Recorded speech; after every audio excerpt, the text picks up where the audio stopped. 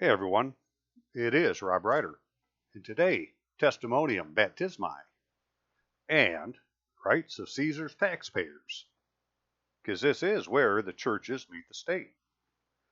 This is all my opinion, and I'm giving it to you on Sunday, July 30th, 2017. Rob Ryder, that would be my avatar. Of course, I'm Robert Allen Michael Ritluski, but you can call me Rob Ryder. My email address is courtofrecord, COURTOFRECORD, at AOL.com. Right? Not courts of record, not court of records, not court of record at Gmail. No, court of record at AOL.com. And my phone number is 616-712-6179. So, we're going to start, we're going to define a Christian by the simplest method there is, and that would be in the first epistle of John, chapter 4. This happens to be the New King James Version. You can pick which one you like. I just happen to take it offline because, well, it showed up first. So it says, Beloved, do not believe every spirit, but test the spirits whether they are of God. Because many false prophets have gone out into the world. By this you will know the Spirit of God. Every spirit that confesses that Jesus Christ has come in the flesh is of God. I think we should do that one again. Every spirit that confesses that Jesus Christ has come in the flesh is of God. And every spirit that does not confess that Jesus Christ has come in the flesh is not of God. And this is the spirit of the Antichrist. Who's the Antichrist? Well, he's the one that has the spirit that does not confess that Jesus Christ has come in the flesh. He's the Antichrist, which you have heard was coming and is now already in the world. Amen. They're all around. And so, because international contracts are written in English, and so is the King James Version, well, then these are the words that matter.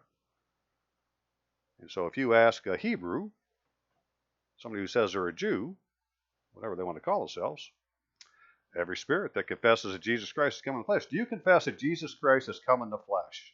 And if they won't instantly say yes, well, then they're the Antichrist. It's that simple. That's the test laid down by the Apostle John.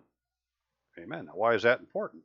Well, because that would mean, okay, if we lived in a Christian nation, this is what we would go by. And I hear lots of preachers talking about being in a Christian nation, and we just had 25 of them go lay hands on President, a.k.a. almost President Trump, because he's using a middle initial still. So he's not.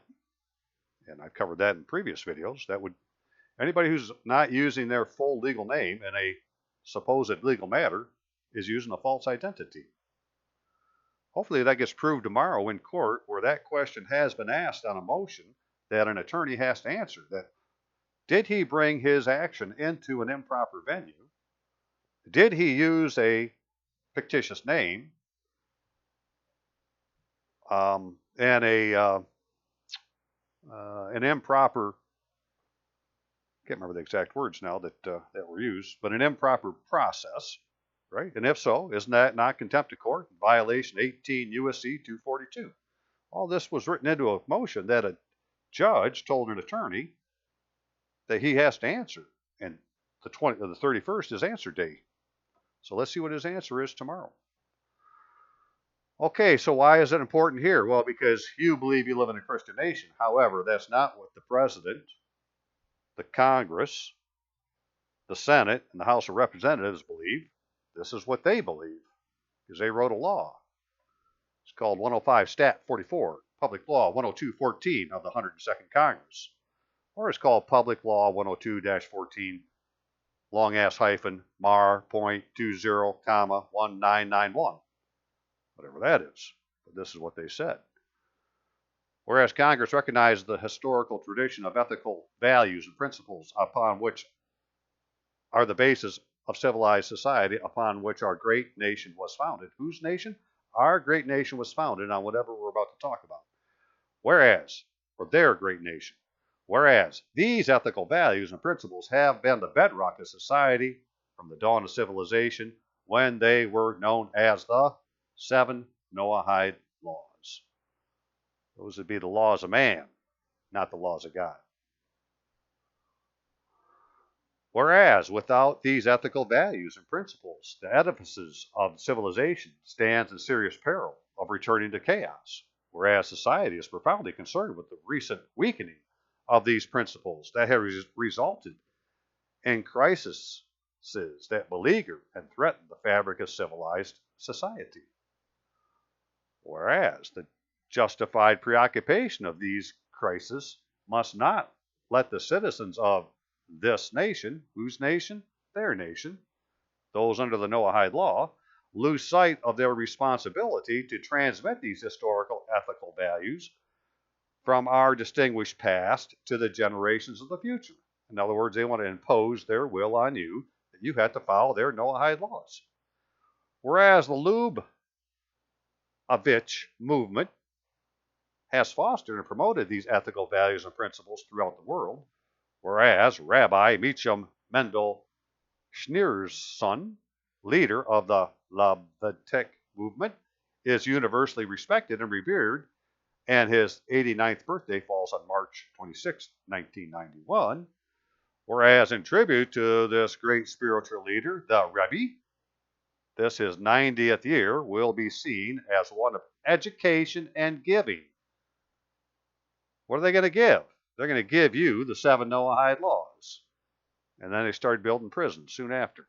The year in which we return to education and charity, to return to the world, to the moral and ethical values contained in what? In the 7 Noahide laws. And whereas this will be reflected in an international scroll of honor signed by the President of the United States and other heads of state, now therefore be it resolved by the Senate and House of Representatives of the United States of America, United States of America, not the United States of America, the T isn't capitalized, in Congress assembled March 26, 1991, the start of the 90th year of Rabbi Meacham Schneerson, leader of the worldwide Lubavitch movement, is designated as Education Day, USA.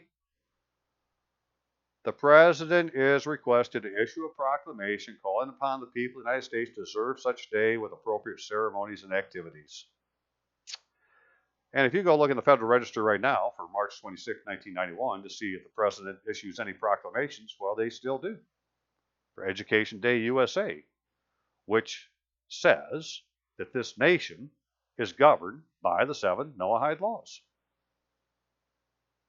Well, those aren't the laws of God. Those are the laws of a Talmudic Jew trying to play God. And in his world, you're his property. Now, the Jew, they can become a citizen of Israel. They could have dual citizenship here in the United States. But what's a Christian to do? Well, because we have a thing that's called a certificate of baptism. But in Latin, it's a testimonium baptismi. And, well, there are a group of people that say, hey, we have our own country, and it's a Christian country, and they have a thing called the Holy See. They have a thing called the Apostolic See. And they say that I'm a lay apostle. I've read their books. I've read about Vatican II. It says I'm a lay apostle. Well, if I'm a lay apostle, I should be in the Apostolic See. And I've been trying for quite some time to get there, sending my baptismal certificate and other certificates to all sorts of cardinals and dicasteries and to the who's in charge of the Vatican City Police. I sent some stuff to him. All sorts of people say, hey, why are you guys keeping us out of the church? Because I was baptized as a Catholic, and I have a certificate, and so I should be, because if I choose to be, I should be in the Catholic Church. But my baptismal record isn't in Rome, where the Pope is, who's supposed to, be the one that is over the church, and its Secretariat of State, and so I'm not in that country. No, your record is still in the basement of your local church, local worship center. Not really a church, but a worship center. And so what has been found out is, hey, you might be able to have that thing, quote unquote, legalized. And that'll be later. But right now we're going to get to the state, because this is what's going on now, right? This is what the state says. They're in charge. And they say we're under the 7 Noahide laws. So what are we to do? Well, first, if you can help me out by donating, that would be a big help so I can continue to do this. And you would do that by donating to the PayPal account, which is my daughter's email address, ashleyrytlewski@gmail.com. That's ASHLEYRYTLEWSKI@gmail.com. Or you can just put it in the regular mail, snail mail. Robert Rytlewski, 10955, 14 Mile Road Northeast, Rockford, Michigan, 49341. Okay, so give me a second to load some things up here, and let's get on with the show. Okay, so if you had watched my video last week on claim the name to be the owner with the number 2 and B in the middle, which would be the video I did just prior to this. So if you're watching this one and you get done and you were to just search by upload date, it's one just before. I had talked about claiming the name again, and to do it for the legal fictions that are on, like your deed of trust, your warranty deed, your the name of the insured on the title insurance, and so forth. And I was also touching on the fact that, well, it looks like we should be able to, or that we need to, we need to go to the state Department of Revenue or Department of Treasury, whatever it is, and register our business as a business and get a license to do business from the state in your uppercase name, basically, where your proper case name is the owner. And so over the week we worked on this, and here in Michigan, while you can do the form online, you can only do it if you're using a FEIN number. But in Arizona, you could do it using either a FEIN or your Social Security number, which is what we want to do because we're talking about a sole proprietorship that in law there isn't any difference between the business and the person or the man, right? They're treated as the same. The problem is we've never registered it in the state to do business. And if you want to participate in commerce, well, you need to register your business because only businesses can participate in commerce. And if you say you don't want to participate in commerce, well, then quit watching the video, right? But to do that, well, then you would register your freaking business. And now you are a taxpayer. You're no longer a tax evader because until you did this, well, you were evading paying taxes. And so Robert Bradford Kirby did it this week in Arizona and got this on Friday. And so it's the Arizona Department of Revenue Transaction Privilege Tax License, not transferable. This licensee listed below is licensed to conduct business upon the condition that taxes are paid to the Arizona Department of Revenue as required under provisions of ARS 42.5, Chapter 5, Article 1. And so, of course, you'd want to go read that to see what that is. And I still am. But I know this right now. Hey, Bob's got a business in his name, right? The state agrees that the business called Robert Bradford Kirby with the Social Security number of such and such is his. And they're tied together with the same address. Pretty good stuff. Now, the one thing that we didn't do, so if you're doing this in Arizona, pay attention now, right? Because you not only do it for the state, but at the same time, you do it for your municipality and your county. All of it done the same place. But as you can see, his just has use tax. And he said when you're filling this thing out, that you check boxes basically. We're going to look at a paper form, but you'll be checking boxes. He didn't check the box for transaction privilege tax license. He just checked the box for use tax. Most places will call this the sales tax. And I believe you want to check the box for the sales tax and the other one, or for the use tax. Well, when you do it, in fact, they were surprised he was able to do that. So, well, how could you do that? So, well, that's what the system let me do because he called to get this thing fixed.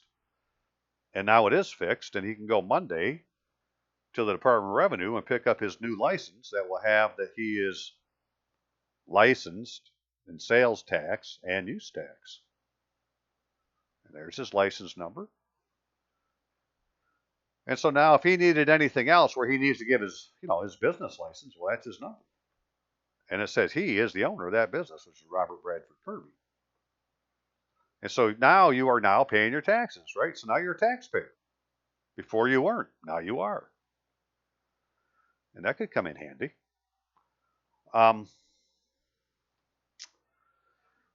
So this was to claim the name that's exactly the same as your name. But what about the names that have additions to them?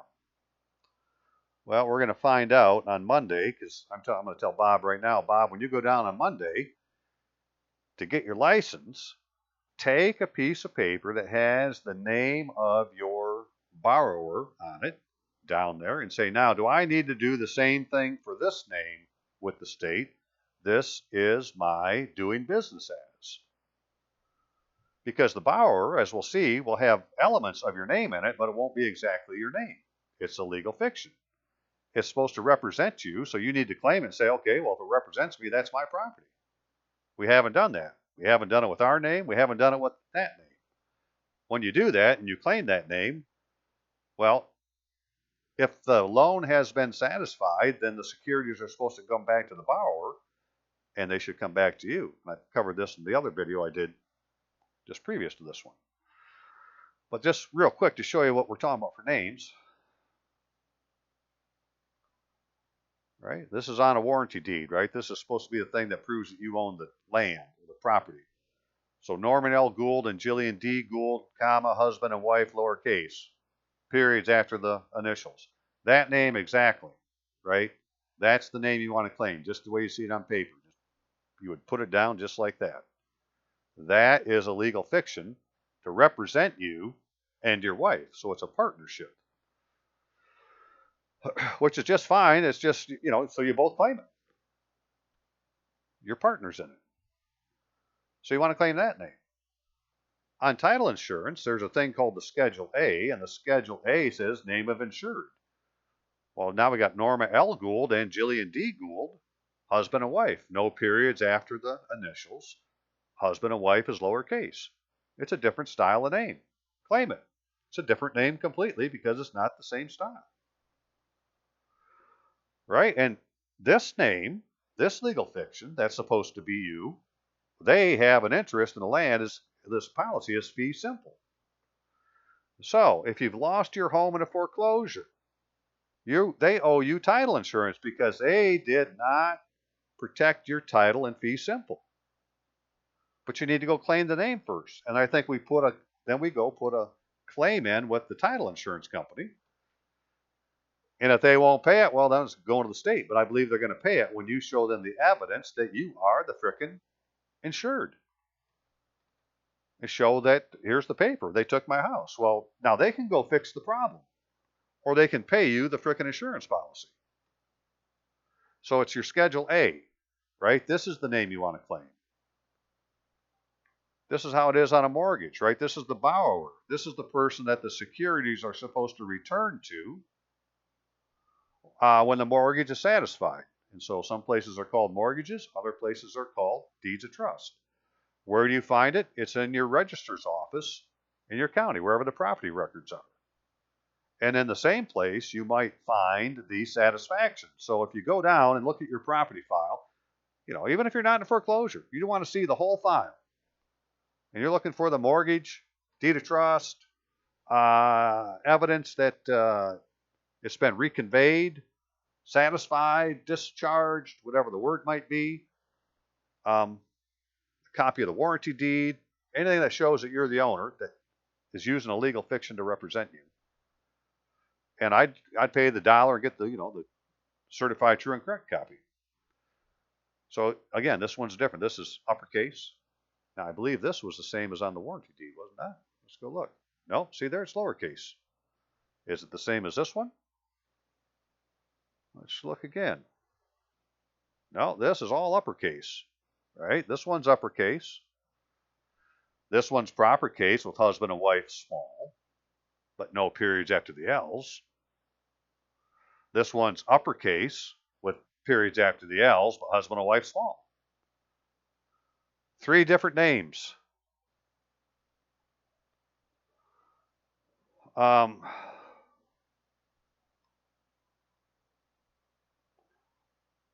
this is a foreclosure. Let's look at this. So they're saying that Jillian D. Gould, which isn't you, because again, that's a legal fiction, but that's probably the legal fiction that your taxes come in if you were to look at your tax forms.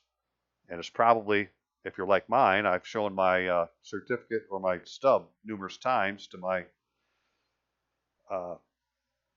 Social Security card, where it says on there that the name of the owner is Robert A. Rutlewski, right? They use a middle initial. Well, how can they do that? And we're going to get into that in just a second. Right now, we're just looking at some paper, but that isn't what your mom and dad sent to the Social Security, but that's the name they say is the name of the owner on the card. And that's the same name my taxes used to come in when I got them.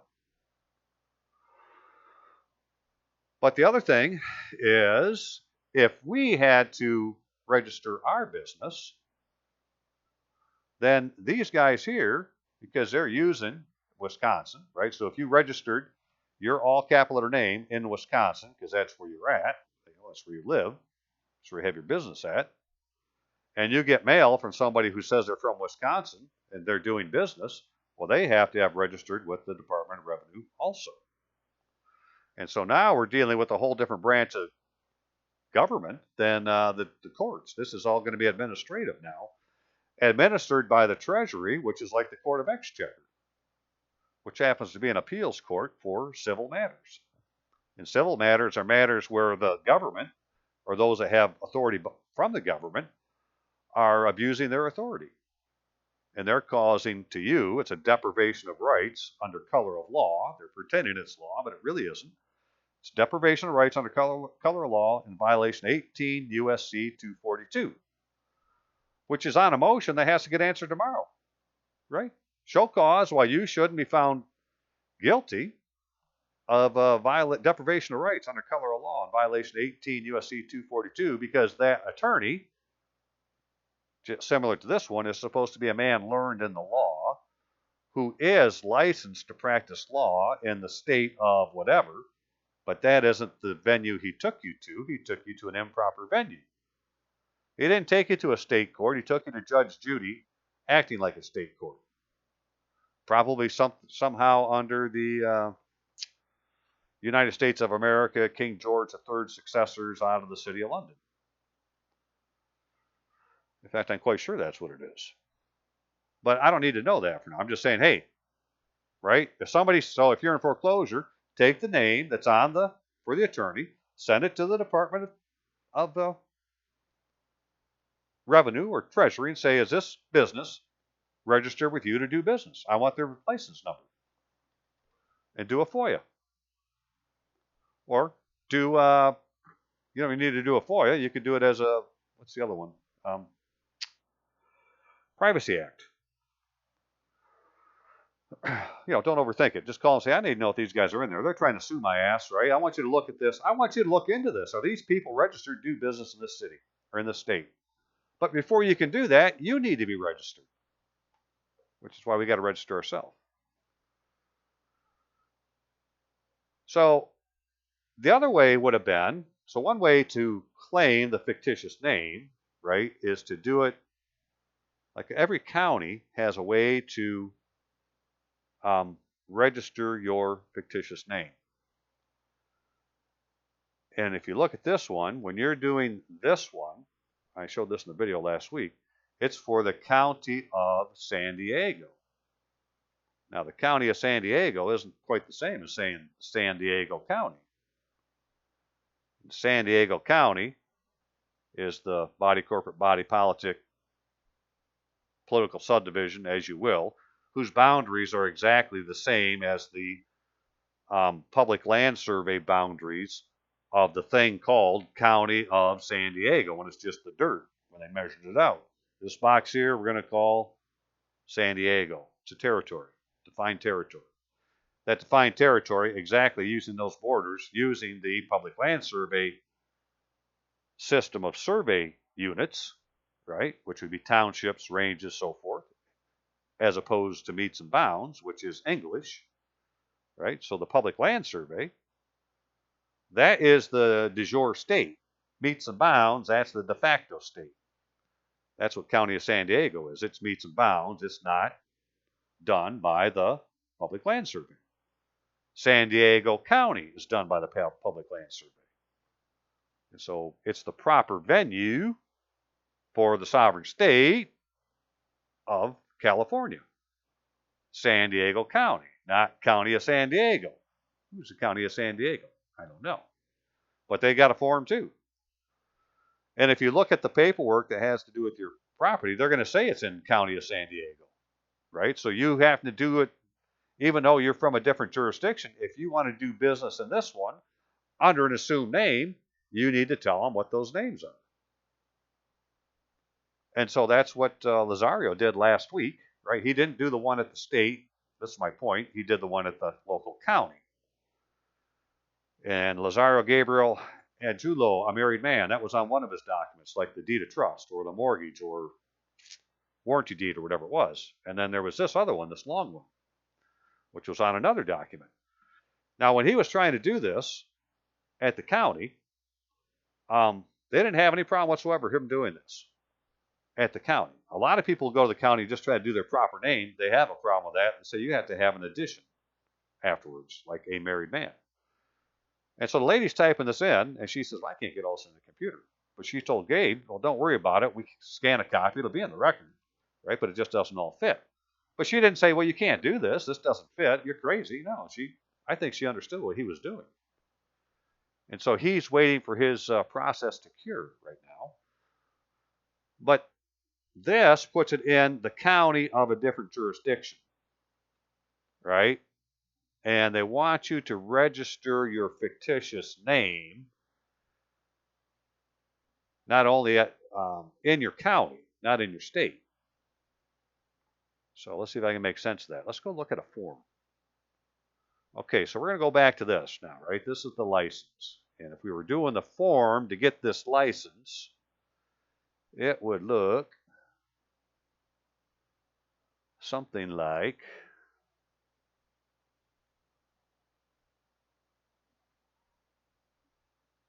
oh my God, I got to close some of these up.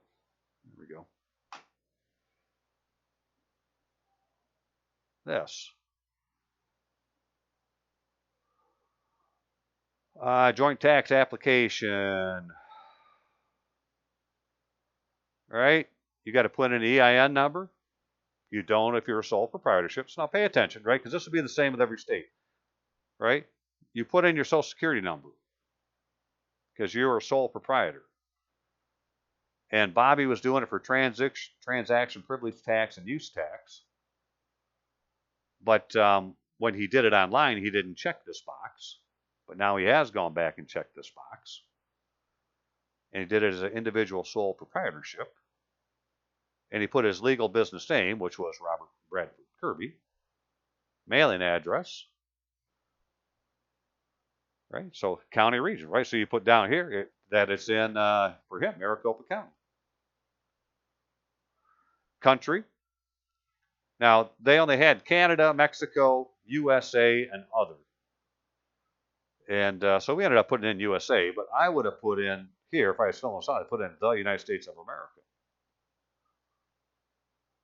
Description of business, well, that would depend on the NAICS code that you pick, right? Because they have a description. So the way I did mine is I picked the NAICS code. And then for the description, I put, well, whatever the NCIS code describes itself as. Because they don't really need to know. It's none of their fucking business. Did you acquire or change a legal form? No. Are you a construction contractor? No. Withholding physical location, withholding license only. Well, we're not withholding anything because we're not, we don't have any employees. Right? So we're doing the simple form. Now the owner. Put in your social security number, da-da-da-da-da. Now see here, they want last name, first name, middle initial. But if you read the instructions, they say they want your full name, and your full name is your first name, middle name, last name. So because of the way it printed out on Bob's, and I'm looking at it now, what you do is you put your last name here, and then your first name, you put your first and middle, and you just call it your given name. I like to say right now, for now on, I'm just going to call it given name, right? Your given name is your first and middle name, Robert Allen, which means you don't have a middle initial. So when Bob came to this online, it said put your last name, and he did. It said put your first name, and he put in Robert Bradford. When it printed out on the form, it printed out Robert Bradford Kirby. Had he done it the way it said, it would have printed out Robert B. Kirby. And we don't want to be that. That's not one of the legal fictions I believe you want to claim. Because they're trying to say that's the owner of the Social Security number. And you want to say, no, the owner of the Social Security number is Robert Bradford Kirby. Using the same street address, all address, everything the same as you did for the business. So here's the legal name of the business.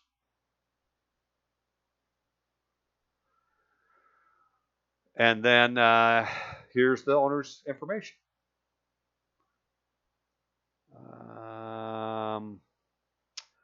Transaction privilege tax. And you had to pick some things here. So date business started in Arizona. I'm putting in my birth date. The day I was born is going in there. That's what I put on mine because I did mine on paper. I can't remember what Bob did, but basically that's what he did. And date sales began. Yeah, I don't know what to say there. At the end of the day, they only let his license go back to the beginning of this year anyways, the way it sits now. But that's okay because we're claiming the name. And the other thing that they have at the Treasury is they have all the unclaimed property. We're going to claim the name first, then claim the property that's tied to the name, which will be everything that's happened between now and the time you were born with your Social Security account. Again, that's all my opinion, right? I can't really prove it. I'm just looking at paper and say, well, that's what it means to me. I'm going to go do it. A couple other people are going to go do it. We'll see what happens. Don't know what he did here, which estimated tax liability. I don't know. Put $100 down there. Just put a number. Fuck. Excuse my French. I'm going to quit trying to swear so much. My mom might listen to this. Sorry, Mom. Filing frequency. Annual. Right? So that's all you got to do. Does your business sell? No. Filing. Cash. Does your business sell new motor vehicle tires? No. Tax records, okay? Physical location. So whatever you're putting down here is what you put down here for the owner, and you put down here for the legal business, so that everything has the same address. Bada boom, bada bing. Keep going, keep going. Acquired business information. No, you didn't acquire one. Required signatures. Printer type name. Do what it says. Signature. My signature is my printed name. I just print it just like I print. That is my signature. I decided I'm making that my signature. And so you could do this as ARS 23722 says, or you can actually go online. Right now they've said all that. Arizona Department of Revenue. Transaction privilege tax. I can't do this. This is a problem. For whatever reason, when I'm doing a video, I can't manipulate Google for some reason. It's like I got a memory usage problem. Hang on a second. Okay, it's not going to let me do it the way I'd like to, but I wanted to point this one out. So when you do this thing, when you get all done, there was a $12 fee for the transaction tax. And then there was another fee to pay for these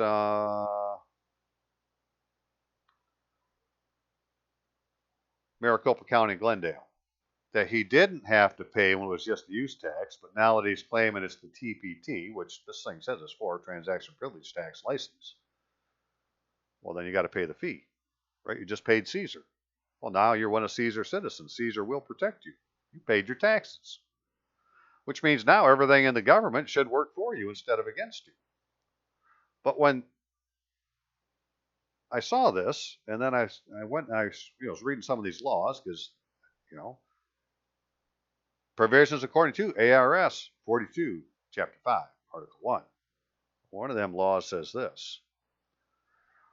All Arizona Revised Statute 42-5018, method of payment, all remittances of taxes imposed by this article shall be made by bank draft, check, cashier's check, money order, cash, or electronic funds transfer to the department, which shall issue receipts thereof to the taxpayers. But, no remittance other than CASH, cash, shall be final discharge of a liability for the tax levied by this article until it has been paid in cash to the department.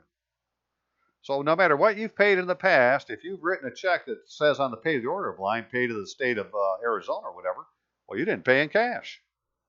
You didn't discharge the debt. Still got a levy against you. Well, we're going to go clear all that up by saying, hey, I want to have an audit on my account now that I'm a taxpayer. I want to take care of all my bad debts. I want to come clean. Let's audit the account, take what you need out, and give me the rest. And that's going to bust Satan's bubble. But right now, when you write to pay the order of anything besides cash, you haven't discharged the debt. That's some bogus stuff. Okay, so this is that. Now, what did I want to say about that besides that? I had some questions to submit along with that. So, like I said, ask the treasurer. Once you've done this, well, now you can ask the treasury if the attorney, the ones that are foreclosing on you, have registered their business. Send them a copy. When you get on the website, you'll see they have a criminal section. That's who you're going to talk to. Send them a copy. So I need you to investigate to see if these people have a business to do, a license to do business in Arizona from the Department of Revenue. And what's their license number? Because, hey, when you do it, you get a license number. Now, this isn't the Secretary of State. This is the Department of Revenue. They may have registered at the Secretary of State. But even there, they didn't do it right. And I'm not going to be able to show you that because I can't manipulate the computer right now. For whatever reason, while I'm doing these videos, I can't do it. But if I was to go find the articles of incorporation that a company would use to fill out to go to the Secretary of State and register, on the third or fourth page, at the very top, is one line where they're supposed to sign their name. And it's part of the form. Part of the thing to do to complete the registration. That page is never recorded in the record that they have online that you can look at to look at the articles of incorporation of a corporation. They're not properly incorporated. And so they probably haven't done this either. And I think you're going to find that. Anybody who's coming after you doesn't have a license to do business. And once you have yours, well, now Cesar will go after them instead of coming after you. But I do believe that there are people that have their name done, and they're the ones that you can find online, like on Manta or these other things where it has people's names saying that they're a business. They registered their business. I think Nancy Pelosi seems to be one that comes to my mind that has happened with. Right? But all those places have registered their business that are in that, if they have an NAICS code and they're listed in an official registry, well, they must have registered their business with the state. And that's why they have sovereign immunity. They're a freaking taxpayer. This is how you get sovereign immunity. You pay your damn taxes. And there's nothing to pay. In Michigan, what I've read about Michigan's, up to the first $350, you don't have to even file a return. If you don't have gross receipts of greater than $350,000 a year, you don't have to file any kind of return. And then one more story, and we'll carry on. A few years ago, I did a video on elements of a check, saying that the check was showing that we were actually the bank, and that it actually is a dual-use bill where you put legal tender, you write it in a box with a peso sign, right, an S with one line. That sign's used by 28 different countries, so whose currency are we talking about? I don't know. But then it has another line where you write it out and it says dollars, right, with an S at the end. Well, that's a weight of gold and silver. So that bottom half of the check is gold and silver, and the top half is legal tender, right? Faith and credit. Well, on the bill, they don't ask you for legal tender, or they don't ask you for gold and silver with dollars. They have a box with a peso sign with a number in it. That's what they want you to pay them. They want you to pay them in legal tender, so we should be able to do that. And that's what's in our Social Security account that we're not getting the benefit of because, well, it's part of our property, but we never claimed it as a business, so they put a lien against our property and they're keeping it from us. Something like that's going on. And where was I going with all that? Because something happened back then. I hope it comes back to me, but it just fleeted away.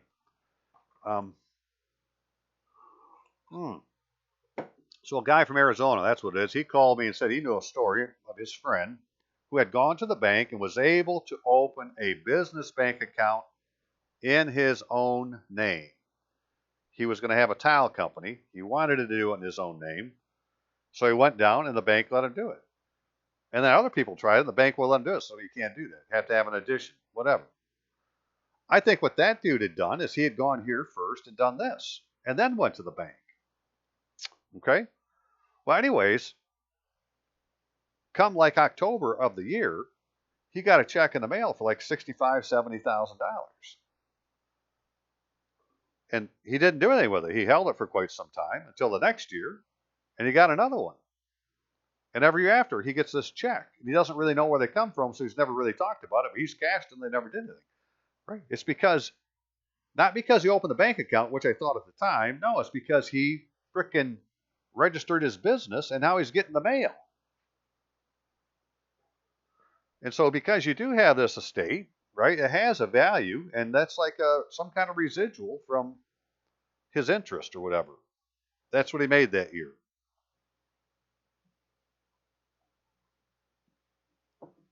It's a dividend check. I'm guessing. I've never seen it. I don't know. It's just, well, that would explain why he got it. He went, he registered his business, and now everything's tied together and you're getting the mail. I showed my last video again where somebody in a court case wasn't getting any mail because nobody ever gets any properly service in the court. As I sent him down there to find out why, I said, well, go find the motion. You should have got a copy. And the envelope was back that had been mailed in, was back in the file, and it had a file stamp on showing it had been returned to the court like 14 days after it had been sent out. In between, it had been at the post office, and the post office had put a sticker on it and said they couldn't deliver it because there wasn't no address. And they're using windowed envelopes, and they're putting the paper in backwards so no address shows up. It's done on purpose, right? So anybody who's not getting proper service, all the things you didn't get served are in your court file, still in the envelope with a file stamp on it. Go down and ask them about it, right? That's what they're doing. We could, or instead, we can go to the Department of Revenue and say, hey, these people are trying to steal my identity, because that's what they're trying to do. They're trying to get power of attorney over your signature and change the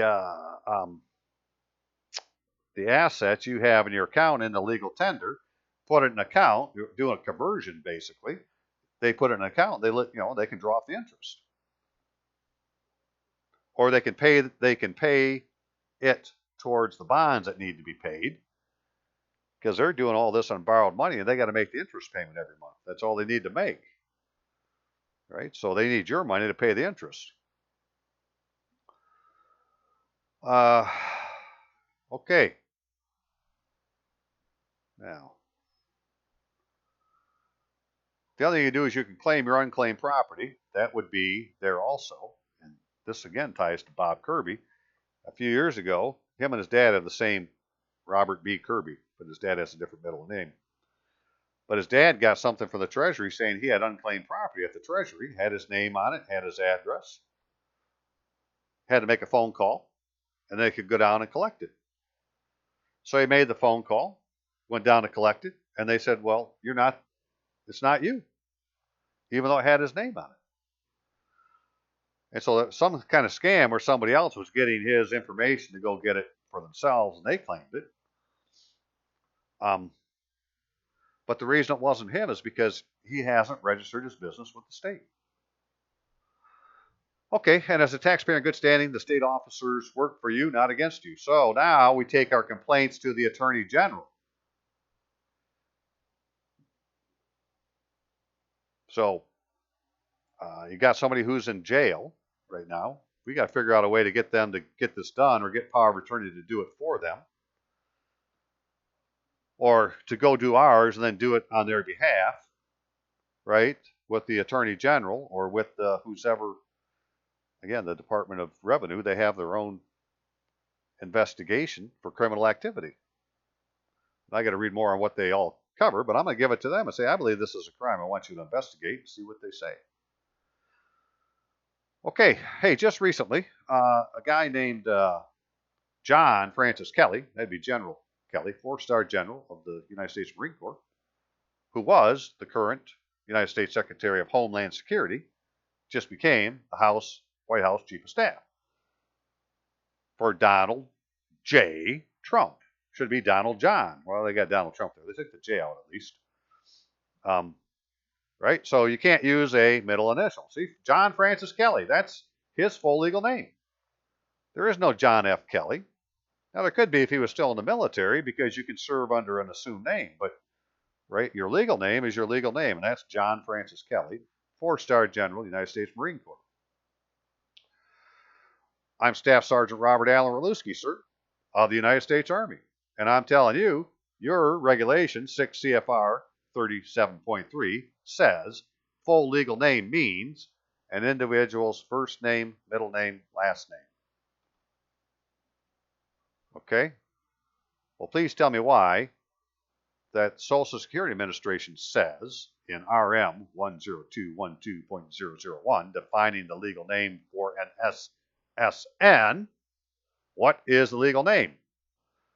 For SSA enumeration purposes, legal name consists of first name, last name. They don't consider the middle name. The legal name is a name used to sign legal documents, deeds, or contracts. Well, that's your legal name. You need to use your first name, middle name, last name, because that's what you just said up here, sir. Homeland Security said your full legal name means your first name, middle name, last name. And yet Social Security is saying, well, no, it's just your first and last name, but that's what you use to sign legal documents. Well, how can they do that? Well, it's because we, Social Security Administration, do not consider the middle name or suffix part of the legal name. Whether the middle name or suffix is included or omitted or incorrectly shown on evidentiary documents submitted with the SS5 application for Social Security card does not matter. It doesn't matter you put it on there. They ain't going to include it. That's why you need to put your given name in the first name box. They're going to tell us about that. Note, both the middle name and suffix, even if not part of the legal name by SSA definition, should be used to resolve situations where identity of applicant or number holder is in question. Oh, you mean for legal matters, it should be used. Right, but that's just a note. Right, but Social Security Administration says, no, we just consider your first name and last name. We're not going to abide by Homeland Security's rules. Well, I wish you would fix that, sir. Given name and family name. Translate given names and family names shown on documents submitted as SSN evidence to the first and last name of the SSN application, respectively, as follows. Given names. First full name, middle name, either of which may have more than one part, and family name. Full last name, surname, or family name, which may have one or more parts. A suffix may also be shown as part of the family name. So the suffix goes to the family name. Your given name is what they consider your first name. Since a person's middle name or suffix is not considered part of the legal name by Social Security, it is by Homeland Security, but not Social Security Administration. A middle name shown as part of the given name or suffix shown as part of the family name can be admitted or entered in the middle name and suffix fields in the enumeration system. If the applicant has a given name with multiple parts and does not allege having a middle name, then the multiple parts should be entered as the first name. Okay, put your first name and your second name or your middle name, let's just call them the given name, and put them in the first name box from now on everything. And I don't think there'll be any more reason to question. But Social Security Administration says, Homeland Security says full legal name means an individual's first name, middle names, and last name. So somehow you guys got to harmonize your codes, sir. John Francis Kelly, full legal name. Please tell Donald John Trump, full legal name, to take his oath in that name required under 1 Stat 23 to satisfy Article 6 of the Constitution. Okay, got lots to go, so hang on a minute. Okay, so one way we might use all this is, hey, you may get stopped someday and they gave you a mandatory fingerprint compliance form to fill out. And on the form, it wanted the defendant's last name, first name, middle initial. And so they wanted you to claim to be that and give them a freaking thumbprint or fingerprints attesting to the fact that those are of the defendant, last name, first name, middle initial. Well, if you filled out the form the way they told you to and that printed out right, then that would come out first name, middle initial, last name, which is the name on the stub of your Social Security card, and probably the name that your taxes are coming in, the name that you don't want to claim. What it is it isn't you. And so you don't need to claim that because that thumbprint doesn't belong to last name, first name, middle initial. It belongs to your full legal name. And so these guys have stole your identity. They've made you be somebody that you're not. Why would they do that? Well, so they can steal your identity. Right? And say, no, he's this dude over here. He's not this guy over here. We have this guy's authorization. See, he signed a piece of paper. Whatever their game is. And so once you claim your name and you're in the book, you'll take your court case to whoever and say, I believe these people are trying to steal my identity in an improper venue with an attorney who's not using the name that's on his license and blah, blah, blah. Instead of taking it to the court that's doing the dirty, we'll take it to the Court of Exchequer as an appeal for a civil matter. Okay, and so a guy who's going to have this tested tomorrow because he's going to court where he's put the stuff in where it said, hey, this is violation 18 U.S.C. 242, and the judge said, well, you're going to answer this, attorney. And more of that is on the video I did prior to this. That answer comes tomorrow. But I told him I would show this for him because he might want to fill this out, and even if he doesn't send it in, fill it out, take it into court, and show the judge. Say, Judge, I'm trying to do this. I don't believe I've ever done this properly. Can you help me fill this form out? Right? But you would put your Social Security number here, sole proprietor, legal business name. Now, here, doing business as, assumed trade name if different from line 2. I think, now looking at this again, that you don't do it now, right? You do one first to get your legal name. And then if it's doing DBA, like we looked at all those other names, instead of going to the county of San Diego, if you put it on here, you're going to San Diego County because the lowercase county or the proper venue county is tied to the state, and that's what this form is tied to. Right? In other words, San Diego County is a administrative arm of the state. It enforces the state law. It's not a separate jurisdiction. So you'd put it on here and it would apply in the county because you filled this form out here at the state. San Diego County is just administering the state law. So fill it out at the state is my point. You may have to do it county of also, but I would do it on this one. For all those names like your name on the warranty deed, the deed of trust, the mortgage, the insured, and so forth. And this is what we looked at the form for Arizona. They didn't have this line. But what they have is they have another thing to do for a trade name that you do with the Secretary of State. And so maybe that's where you do your trade name, but you still have to have done this to have it entered into the system. It's just in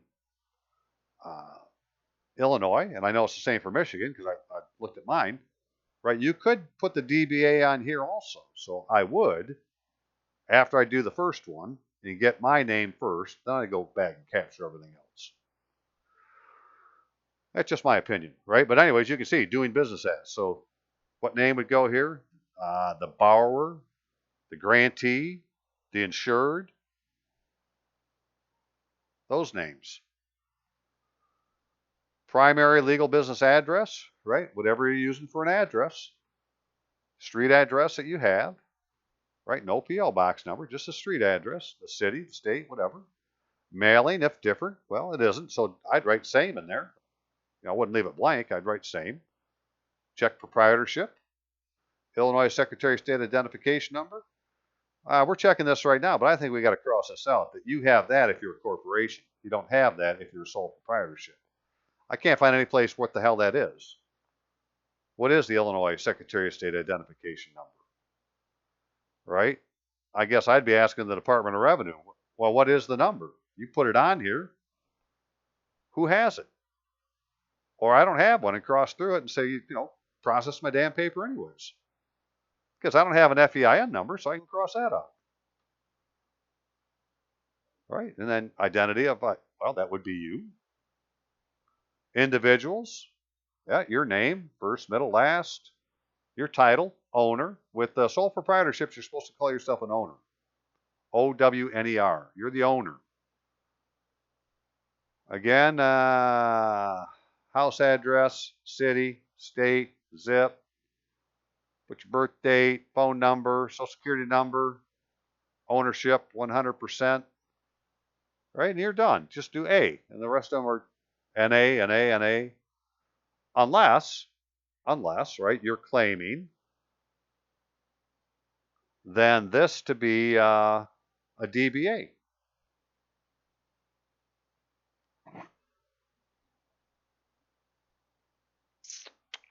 So if you have a DBA that has two people involved, maybe you have to put two legal names. I'm not quite sure yet if you have a partnership.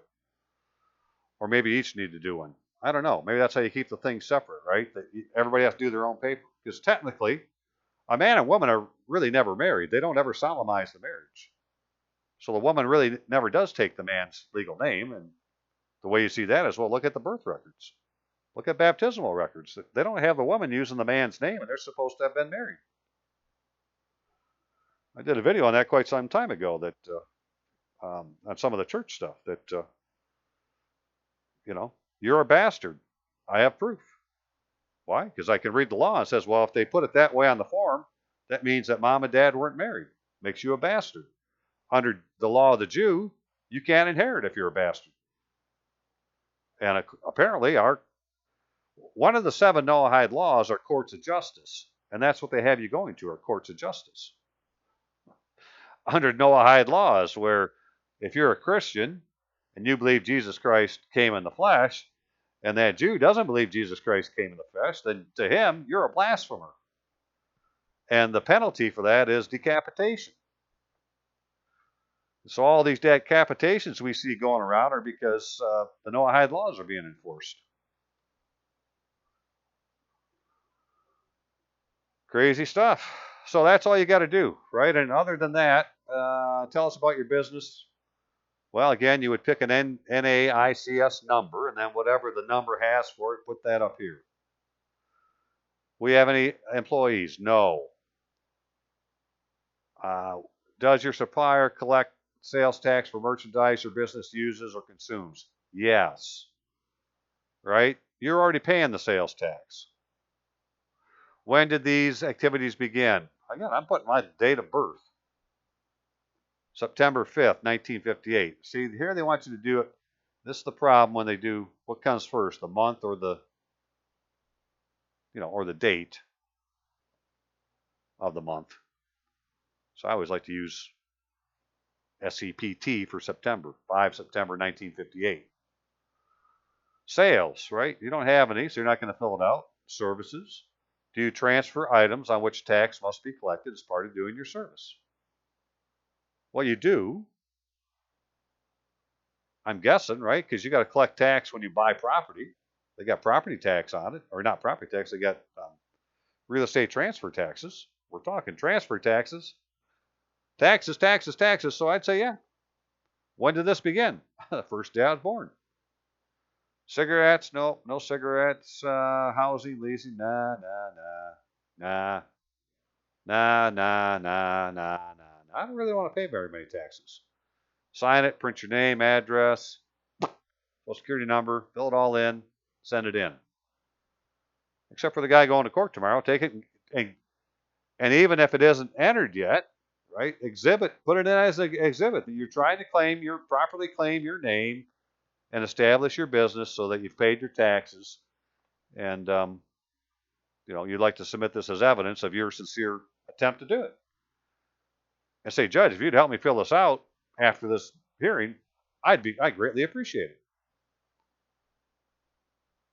Because he's already had some interesting talks with the judge, right? I'd ask him. We talked about this last night. He said, "Really, I should do it?" I said, "Yeah, ask him." I said, "Judge, you help me fill this out after the hearing? I like to do it right. I want to get it in. I want to comply with the law. I want to be a taxpayer." And that'll blow the attorney away that has to answer for all the other crap he did.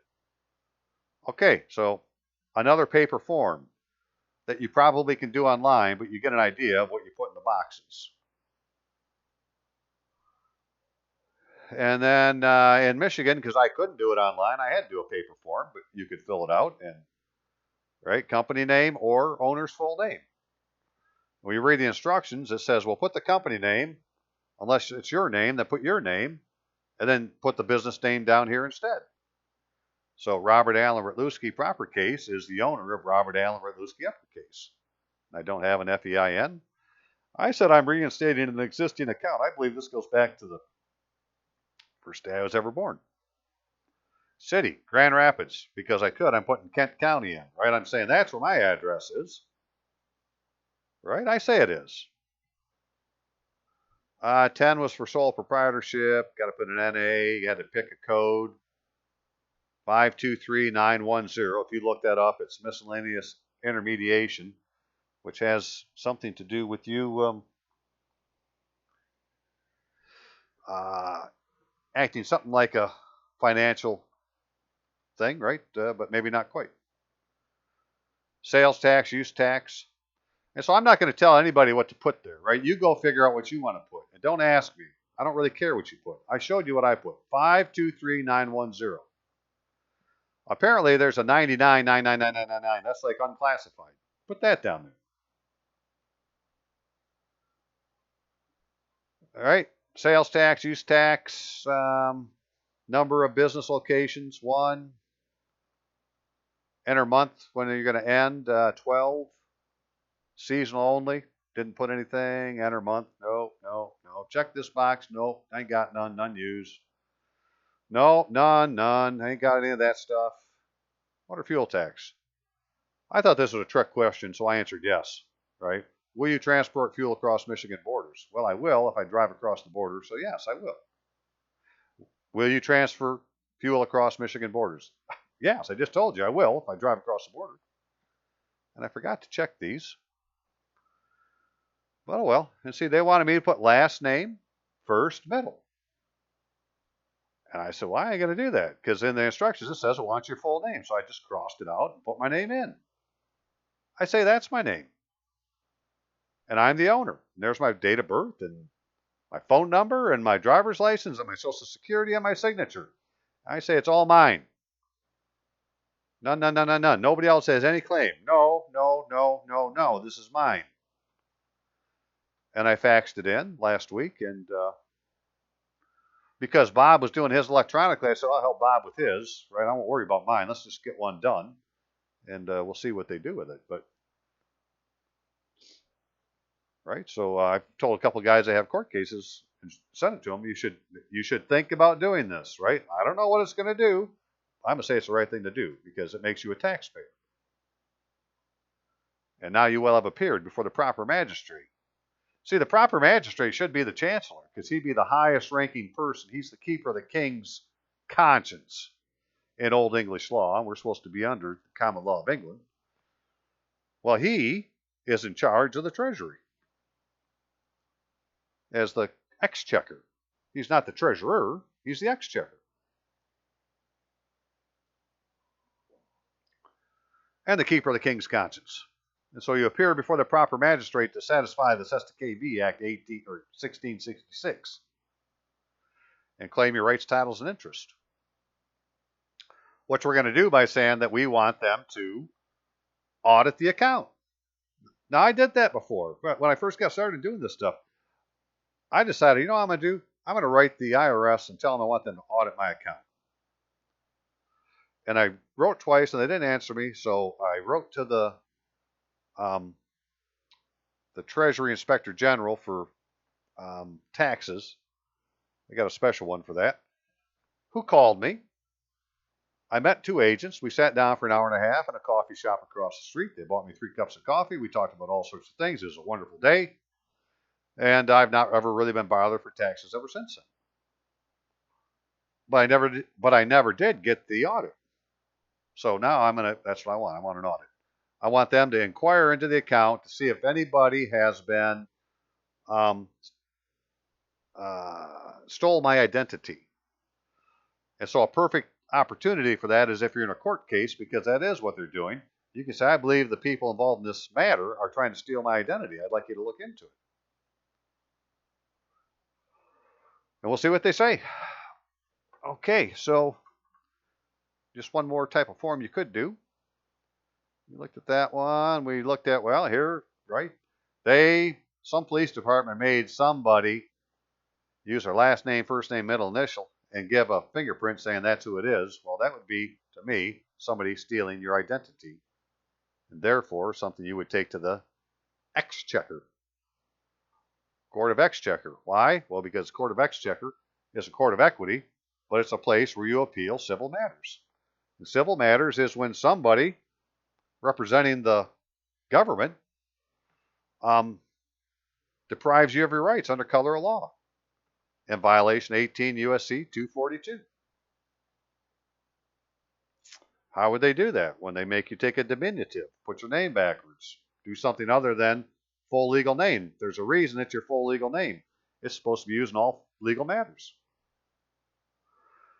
Okay, so that's where we're leaving this. And now I'm going to go talk about the church. So if you've got a problem with the Catholic Church and the Pope and so forth, I'm not here to try to change your mind. I'm just saying, please be kind. I want to show some things that are of interest to me from things I've done before that really don't have anything to do with what I've just talked about, although this is the state. I'm going to show you where the church is, and the church has a state. And I want to get my Holy See passport because I want to get into the church, into the Apostolic See. So then I'll be the peer. Actually, I'll be above all of these. I'll be the peers. Because that's who the cardinals are supposed to be. They're acting like the princes. Right? Well, if you're their peer, then we can clean out all the dead wood out of the church. Because what the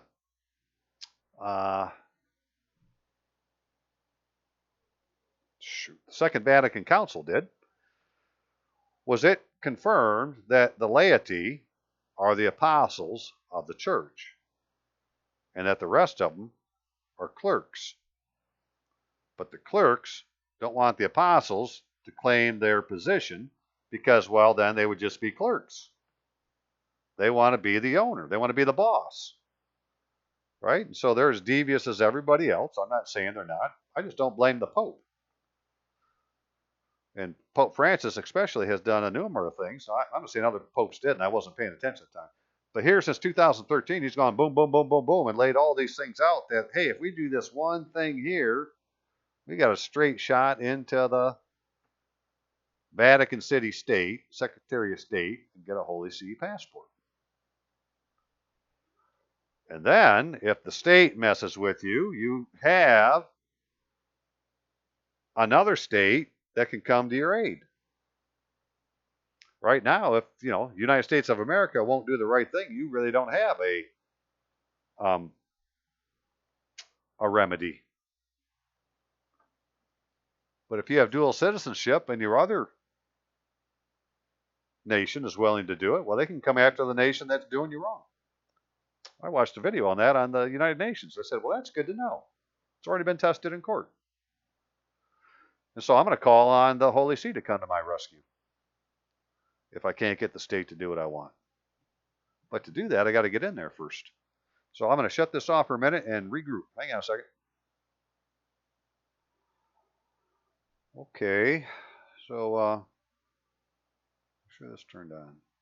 Yeah, it's on.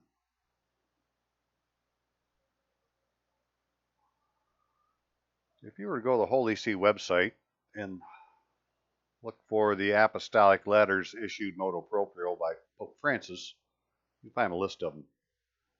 And one of them was this one he had done in 2013. It caused a big stir, and it still is, and well, it should, right, on the jurisdiction of judicial authorities of Vatican City State in criminal matters. In which he said, it is therefore necessary for the international community to adopt adequate legal instruments to prevent and counter criminal activities by promoting international judicial cooperation on criminal matters. So what are those authorities shall exercise penal jurisdiction over? So for Vatican City, competent judicial authorities of Vatican City State shall exercise penal jurisdiction over crimes committed against the security, the fundamental interest, or the patrimony of the Holy See. Right? So if there's a crime against the Holy See, well, then the judicial authorities of the Vatican City State shall exercise penal jurisdiction. Well, if you were in the Holy See and somebody was molesting you, then that would mean that the competent judicial authorities would have to do something on your behalf. Crimes referred to, okay, and so they added these crimes into the supplementary norms of criminal laws and the amendments to the criminal code and criminal procedure code for Vatican City State. And so when you look in there, they have things on human trafficking and embezzlement and all the things that, criminal code should have. It only applies to things that are under the control or within the Holy See. Not under the control, within the Holy See. Right? Well, that's where I should be. Holy See and the Apostolic See are supposedly names for the same thing. Well, I'm the apostle. I should be in. How do I know I'm an apostle according to the church? Because the church said so. They said so in Vatican II. When such crimes are committed by persons referred to in paragraph 3 below in exercise of their functions. I don't have time to read this whole thing. Again, this is 2013, and I did a video on it at the time and tried to do some stuff with it, but, it wasn't doing anything, so I say, well, I guess I don't have it figured out yet. The following persons are deemed public officials. Those persons who serve as representatives, managers, directors, as well as persons who even de facto manage or exercise control over the entities directly dependent on the Holy See and listed in the registry of canonical juridical persons kept by the government of the Vatican City State. And an entity is something that exists as itself, as a subject, or as an object, actually or potentially, concretely or abstractly, physical or not. So a spirit is an entity. And that's who the Holy See is claiming jurisdiction over, is the spirit. Right? So if your spirit is in your body, where it should be, and your earthen vessel is being molested, well, the church has a duty to your spirit to come to your aid. It need not be material existence. In particular, abstractions and legal fictions are usually regarded as entities. In general, there is also no presumption that an entity, animate or present, animate or present. In law, a legal entity is an entity that's capable of bearing legal rights and obligations, such as natural person, artificial person. There you are. Your natural person is your lowercase name. Your artificial person is your uppercase name. One is your earthen vessel, and the other one is your property. right? Because you're a spirit and you have an animal. It's a human being, or it's a human. Put a human and a spirit together, it's a human being. Without that, it's just a human. So we're not just human. No, we're human beings. Why? Because we are filled with the Holy Spirit. Amen. So now we're going to use that to our advantage and get the Pope to be your protector instead of your adversary. And he's going to get the state to do his dirty work. So, okay, he wrote this in 2013. I just think it's interesting that that was there. Now, there's this other one. So you saw what that one looked like. Well, he did this one in 2016, right? September, or the 15th of September, 2016, last year. That's listed on the same site, but it's never been put into English. I had to go find this translation that was done the same day, but they never did it in English on the motu proprio list, which I think is quite interesting. And even though it says it was posted 15th of September 2016, and that's the day it was done, when you look at the list, they put it at the end of May 2016. And so there's something different about this one. But what they did here is they changed some portions of the canon law to harmonize the canon law of the Latin Church with the canons of the Eastern Church. And it had to do a lot with like baptism. And what they did that they hadn't done before is all things considered, we now dispose of the following: that this canon is entirely, the entirety of the text is substituted. So we're going to take out what was in and put this in its place. We're going to rewrite the whole canon. Through the reception of baptism, the child of parents who belong to the Latin Church is enrolled in it. Well, that wasn't in there before. And this is the thing that myself and Rosita had complained about, and I had sent all sorts of shit to, I don't know how many different dicasteries and cardinals to their, every cardinal has a parish church in Rome, and some of these parish churches are major and minor basilicas, and they have certain functions. So I was writing to them saying, hey, how come there's no place on my paperwork that says I'm in a Latin church? Well, they changed the law, and now it has to say the child of parents who belong to the Latin church is enrolled in it. Or if one of the others does not belong, both parents have chosen by mutual agreement to have the offspring baptized in the Latin church. If there is no mutual agreement, however, the child is enrolled in the church sui juris to which the father belongs. So they had to put in the enrollment now what church you belong to, where before there was nothing in there to say what church you belong to. And the reason that matters is because the very first canon in canon law says that these canons only apply to the Latin church. Well, if you can't prove you're in a Latin church, then you don't have any of this protection that could be yours under canon law. Canon law, all changed. But this is the one that, out of all of them. The second paragraph of 535, so Code of Canon Law, replaced by the following: in the baptismal register are also to be noted ascription to the church sui juris, and to any other transfer also confirmation, which hadn't been in there before, and those things which pertain to the canonical status of a Christian faithful by reason of marriage without prejudice to any prescript of Canon 1133 or of adoption, of the reception of sacred orders, perpetual profession made, a religious institute, change of rite. These notations are always to be noted on the baptismal certificate.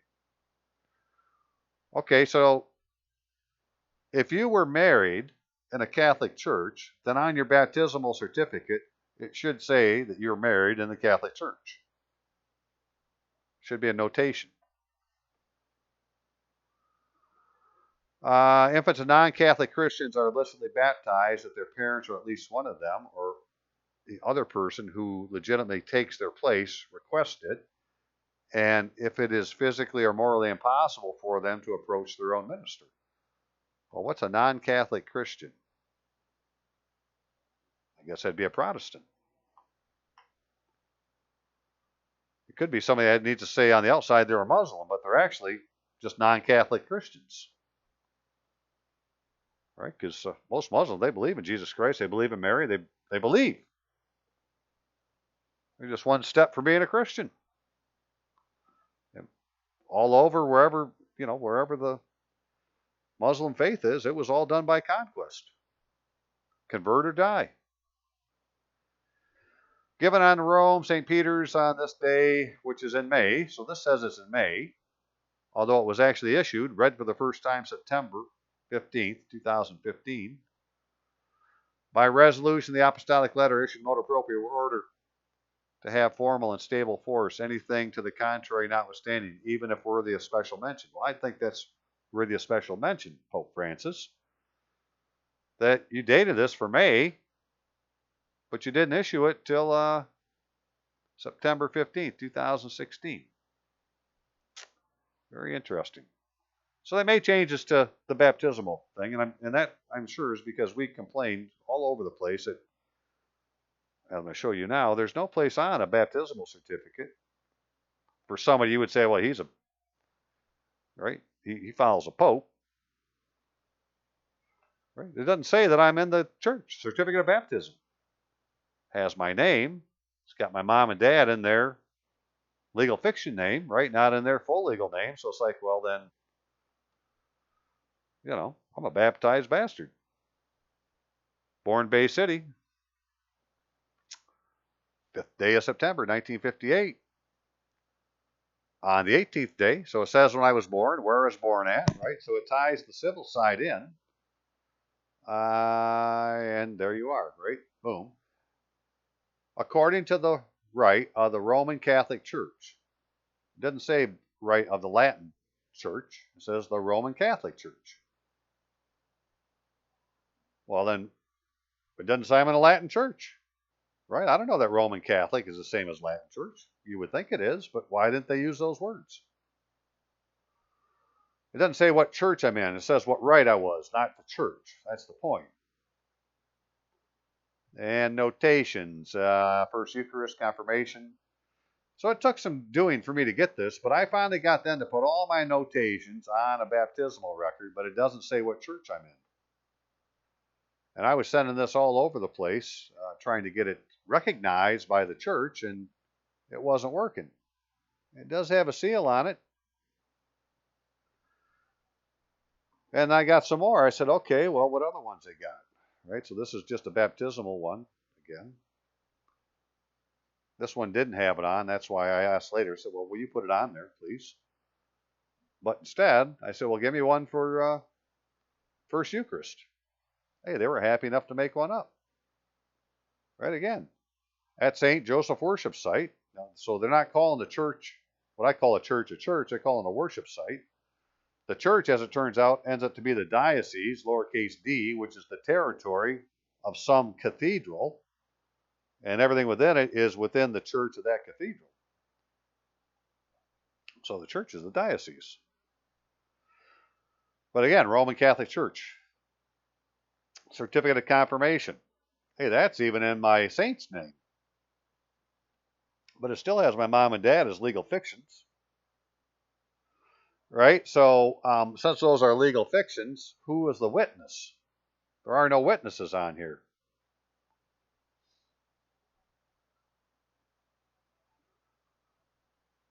So I had all these pieces of paper. I've sent them all over the place. It didn't seem to do any good. And so I kind of lost interest for a bit. And, well, and then here recently, Rosita had the idea to check to see. Let me go find it here. I'm all done with these. So you've seen what mine looked like. So we don't need to, I can't do this with all these things open. It's just too much confusion in my head. Get rid of these. We're going to be looking at this one. You can see that it looks different style. I wanted to just show on code and canon law real quick, right? That I'm not kidding. I wrote this whole ass long lie, all right, in the very first canon. The canons of this code only concern the Latin Church. So if I can't prove I'm in the Latin Church, then I don't have any protection under the code of canon law.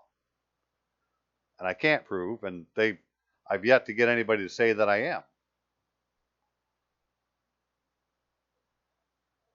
But here recently,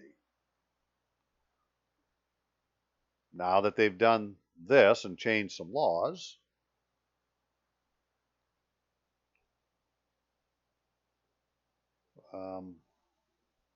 Rosita, she had her version of what I just showed you that came from Lithuania that was like 2 pieces of paper with handwriting on one page and like a section of a register out of another page saying that this was out of the official register of the parish, blah, blah, blah, whatever. I had this red seal on it. Well, she couldn't do anything with hers either. But she was able to take this and go and talk to the people of her diocese, Diocese of Chicago. She actually ended up going to the Archdiocese. And she got them to make one up in Latin for her that I've never seen. I mean, she doesn't want to really share her stuff, which is okay, right? I mean, it's private. But she is trying to show them and get them to do something with it. And still they wouldn't do anything with it. Well, then, because people have gotten their their birth certificates authenticated, said, well, how come we can't get a baptism certificate authenticated? Right? This is a hierarchical structure, and the parish is at the bottom, so that's like going to the notary. Well, what if you want to take the Notary's Act out of the state? You need to go to the state and have them authenticate that the notary was a notary and put a state seal on it, and then you can use it outside of the state. And if you want to use it international, well, then you got to go to then you would have to go to the Secretary of State and have them do it. And people have done that. They've had their certificate of birth certificate authenticated by the Secretary of State. But then they get it returned to them, and it's like, well, now what are you going to do with it? Right? Going to put it in a drawer? You got to give it to somebody. It needs to be a record someplace other than the person that gave it to you. They just authenticated that the person that did it could. Right? But it doesn't mean it's in the right record yet. And that's what we're trying to do, is get our baptismal record out of the church basement and into the Secretary of State of the Apostolic See to say that I'm in the church, because the Pope has said numerous times, more than you would care to count, right, that you are a member of the church if you've been legitimately baptized. Proper form and proper substance, no matter who the minister is. It doesn't have to be a Catholic. It could just be a man or a woman who've been baptized can baptize somebody else. Right? But, you got to get the record to the right person. And it sitting in the parish basement, which is what they do with ours, isn't doing us any good. So she got that. Well, then she said, so she contacted her parish in Lithuania. Or she contacted the nuncio in Lithuania. One or the other said, well, you need to have it legalized. So contact the parish and tell them to send to the nuncio a certificate of baptism to be legalized. Right? Authenticated. And so that's what she did. And this is where the Don Brown novel stuff starts. Because once she did that, she got another one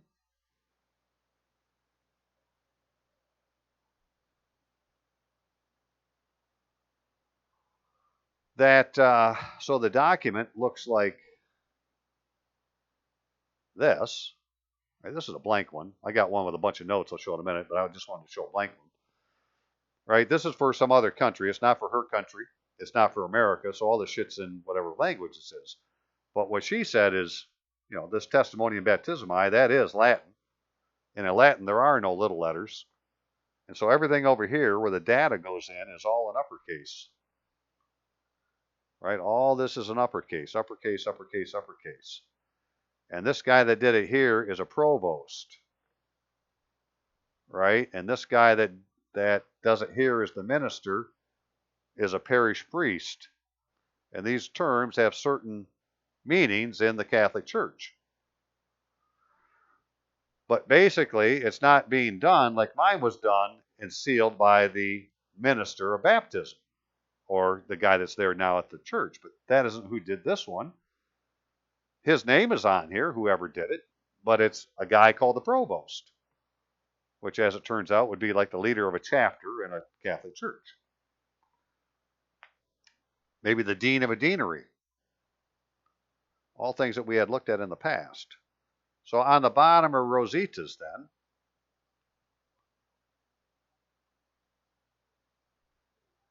It had this seal on there, not in red, but in blue.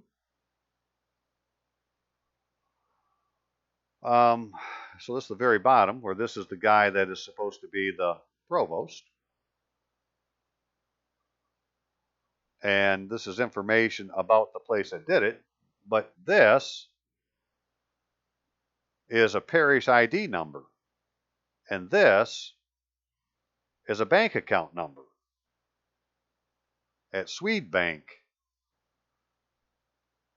Because this guy is the provost, and he's in charge of all the temporal goods of the church. And everything in there is an uppercase. And so whatever they did for Rosita, wherever her name is an uppercase, just like it is on her Social Security card.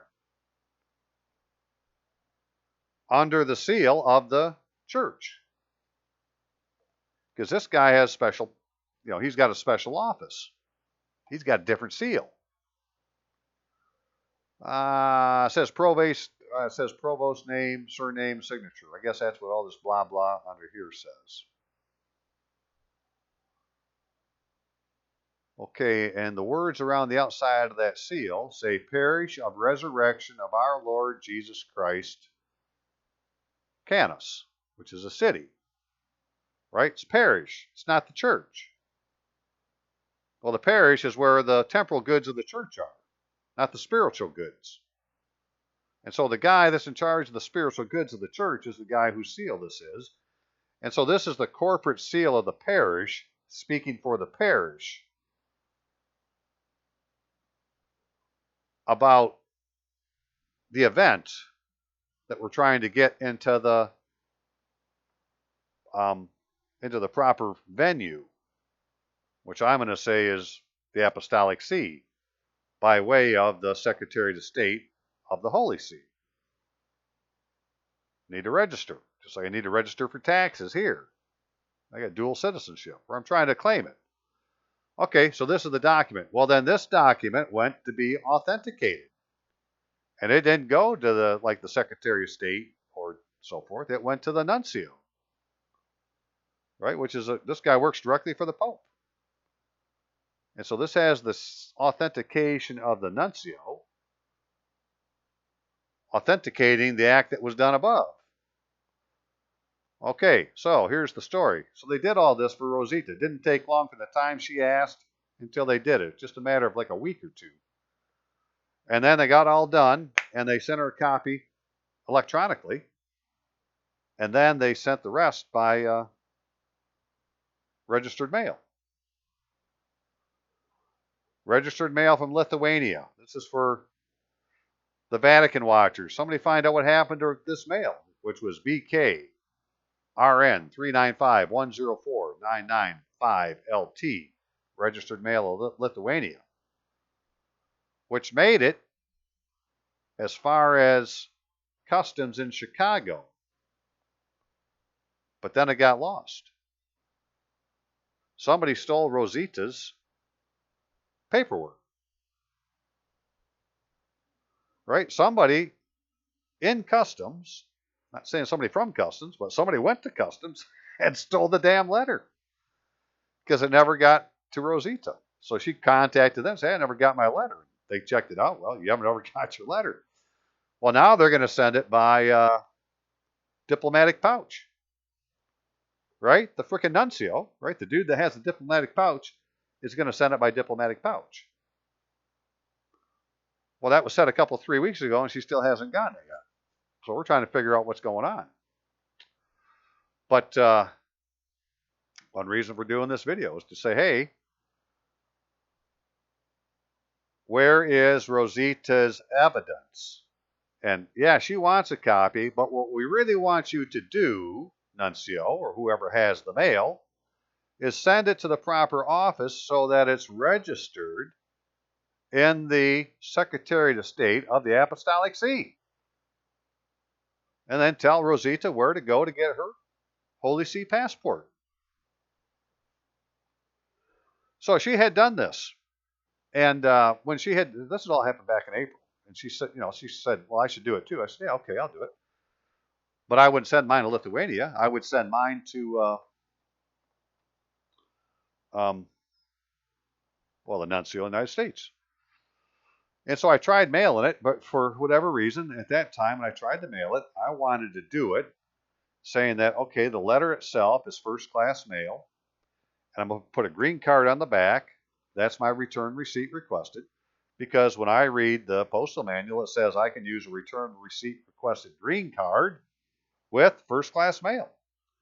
It doesn't say I got to do it with registered mail. It doesn't say I got to do it with, well, you can do it with certified mail, but it has all these things you could do it for, but it says you can do it with first-class mail. Well, they wouldn't let me do it. And they sent it back to me in an envelope, unopened, but the envelope, or first of all, they just sent it back to me. How'd they do that the first time? No, they sent it back to me in an envelope. They didn't have my name spelled wrong on it, so I sent it back to them and said, I'm not taking this. This isn't my name.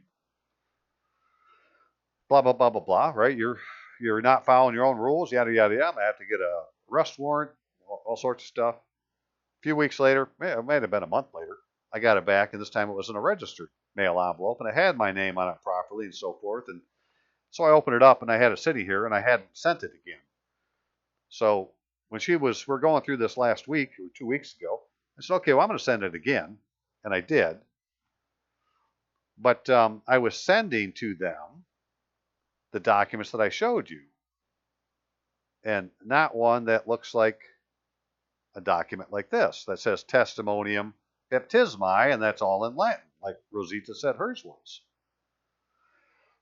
And because I was doing all these other things with Bob and other people in their court cases and trying to get the name thing figured out, I said, Rosita, contact my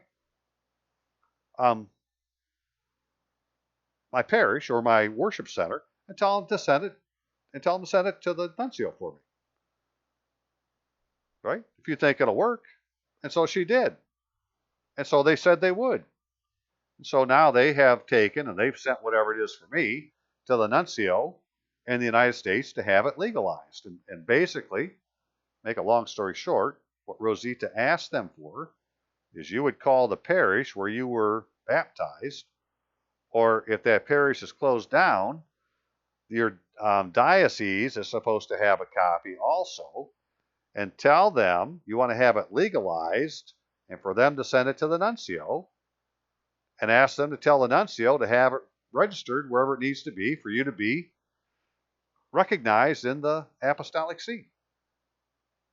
Now, they may not know what that second part is, but, that's what we want to do. And so that's where we're at, is we want to have it legalized. That was a term that a nun used when she talked to Rosita. Oh, you want to tell your parish that you want to have your baptismal certificate legalized. And it's going to be all in Roman upper capital letters. It's like, well, that means it's going into the books of Rome, because that's who the nuncio works for. He represents the Pope in your state, right? So he's the frickin' Pope. He puts his seal on it. He did it for the Pope. Okay, now how do we get that into the hands of the Apostolic See, the Secretary of State, and then how do we get our Holy See passport? I'm really hoping, Pope Francis, that you'll give me an answer. Because I'm looking to get one of these filled out, and we're going to look at what these are. In fact, we get rid of this one now. We'll just go look at one that I asked Rosita to go through it with me and say, well, what is it asking for? Nope, that isn't it.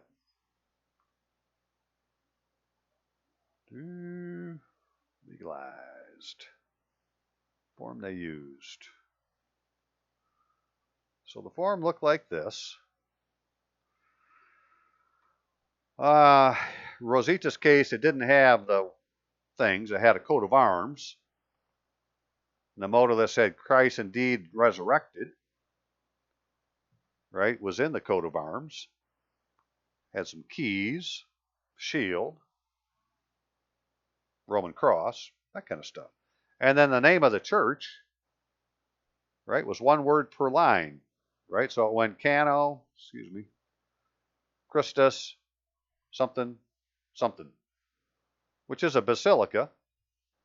And so this is where it's coming from. And the guy that signed it is the provost. So the provost is here at this church, right? This isn't coming from your church. It's coming from the church where the provost is at. If that makes any sense. Okay, this is name of city. It was in all caps. All data on form filled in, done in all caps. Latin does not have diminutive letters. Just the way it is, right? It's all going to be like this. And she says it's all in Latin. Name of church. So this is the name of the city, and this is the name of the church, right? So the civil and the spiritual. It had the father's name, and for religion, it just had Catholic, right? Because they're supposed to annotate on here now what church sui juris you're in. So she's in the Catholic Church, sui juris, just the Catholic Church. The one holy Catholic and Apostolic Church, lowercase c. Same with her mom. And this minister is the parish priest of the, I said church, but of the, or is the pastor / of the church, but we should say of the local parish. And in the canon law, it says the parish church or parish priest of the, where the event happened, must notify the parish priest of the place. So the parish priest of the place is the parish priest of a larger territorial land than the parish priest of the event, which is where they actually did the baptism at. And it's the parish priest of the place that has to record it in the baptismal register in accordance with Canon 535-2. Well, that didn't happen until you contact your local church where the event happened and tell them that you would like to have your baptismal certificate legalized. And say you want it authenticated, right? Who gave this man the authority to do what he did? Somebody needs to authenticate my baptismal record. And this is why I don't think we all have to go to the Catholic Church. If you're, in communion with the Catholic Church, which a lot of the Protestant churches are, you have your own structure. And so you go to them and say, hey, who's the person that authenticates that this is actually authentic? And go ask the question, see what they tell you, and then come back and tell me. But this is how it works for somebody who's a Roman Catholic. This is where the seal was. It was in blue, right? And it had around the rim, Canon something, something, something, which I don't know if I ever got her to tell me what that was. But the motto, Christ indeed resurrected, was on the banner that was part of the coat of arms. And what does indeed mean? In reality, in truth, and in fact. Christ has in fact resurrected. How? They're saying that because they're calling you Christ. Basically, you're claiming you're going into the body of the Christ. Right? In Canon 204, it says Christ is a threefold office, priest, prophet, and king, and all the faithful in the body of Christ. Consider priests, prophets, and kings. 3 anointings. And then here was the provost. And so if you were to read about the provost in the Catholic Encyclopedia, it would tell you that by whatever name he may be known, is appointed by the Holy See in accordance with the fourth rule of the Roman Chancery. Right? He wasn't appointed by the local bishop or by the local priest. No, he is appointed by the Holy See to that office. It's a special office, according to a rule of the Roman Chancery. Not the local chancery, the Roman chancery. Well, that would be the Latin chancery. Oh, it would be Rome. We're talking about Rome, doing it by Rome. Right? Be a citizen of Rome. Paul was a citizen of Rome. It got him out of a couple scrapes. The locals were really afraid when they just learned, hey, we just put a citizen of Rome into prison. But it didn't stop the Jews from giving him 39 lashes 5 different times. Stoning him 2 or 3 different times. Well, then he wasn't calling on Rome to come to his aid. To be authentic, all facts of the chapter, in addition to the seal of the chapter, require his signature. Head of the chapter and minister is temporal affairs. So again, this is a guy that's in charge of the temporal affairs of the jurisdiction he's been given authority over by the Holy See in accordance with the fourth rule of the Roman Chancery. So it ain't your local priest like mine has. No, this is the guy in charge. He's like the archdean.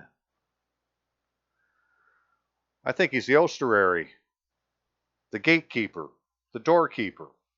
Well, Francis said a long time ago, find the osterary. I think this is the guy he's talking about. If we were to go back and look at archdean and some of the videos I did before, all that shit fits together eventually. You go far enough back. And what was at the bottom? It had a parish corporate ID number. It had an account number for the bank. And that bank is a banking group based in Stockholm, Sweden, offering retail banking asset management, financial, and other services. And so it's like they're transferring or authenticating or acknowledging this all capital letter name existence as an entity. And really, that's the name that's on your Social Security account. It's your all capital letter name. What's yet to be seen is, does it have your confirmation name in it or not? Because my confirmation name would be Michael. So it'd be Robert Allen Michael Rytlewski. Or is it just Robert Allen Rytlewski? Or is it better to have it, I believe it's better to have it Robert Allen Michael Rytlewski. I'll go into that jurisdiction and I'll bring my property with me. Right? I'm going to migrate to the Holy See. And take my property with me. And now, if anybody messes with me, well, they'll be messing with the patrimony of the Holy See. And the power of Rome shall come to my aid. I'm quite confident of that. And this is why somebody stole Rose. Can you imagine that? Somebody stole it out of a custom house. We're not talking just mail fraud. That's custom fraud. And everything in the customs house has to be, under camera. And everything is scanned, so they know when it came in. They could just go watch the tape and they pretty much see who took the damn thing. So something really, odd is going on. They're going to send one again. They say this guy is going to send one again. Well, not this guy. This is the provost of who's the parish priest of the place, who got the information from the parish priest of the event and put his seal on it. Right? So you got the guy that did it. Now you got his boss, this guy.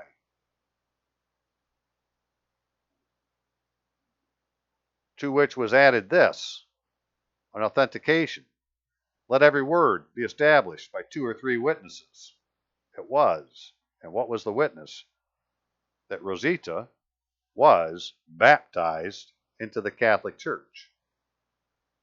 And where before we didn't have any evidence, hers had been legalized. 3 witnesses. The guy that did it, his boss, and his boss. And these mines, you see where it says mines, that's for mine senior. There's 3 levels of mine seniors. This one is using his improper case. This one here is using it in uppercase. He don't have that little thing before. He's just an MONS. So I don't know what an E.MONS is. Actually, maybe it's an SE. I think there's an S here. E.MONS. Right? The different levels of the same office. This guy is the most local. Right? This guy is the representative for the country that he represents. And the next one, well, that'd be at the Secretary of State's office in Vatican City.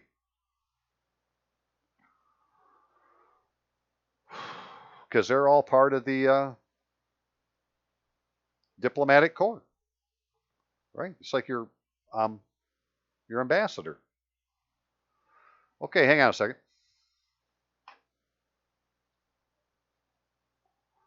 Okay, 2 more little bits and we're done. I know it's a long video, but hey, I'm the one that had to talk it. You just had to listen to it. You can shut it off and turn it back on.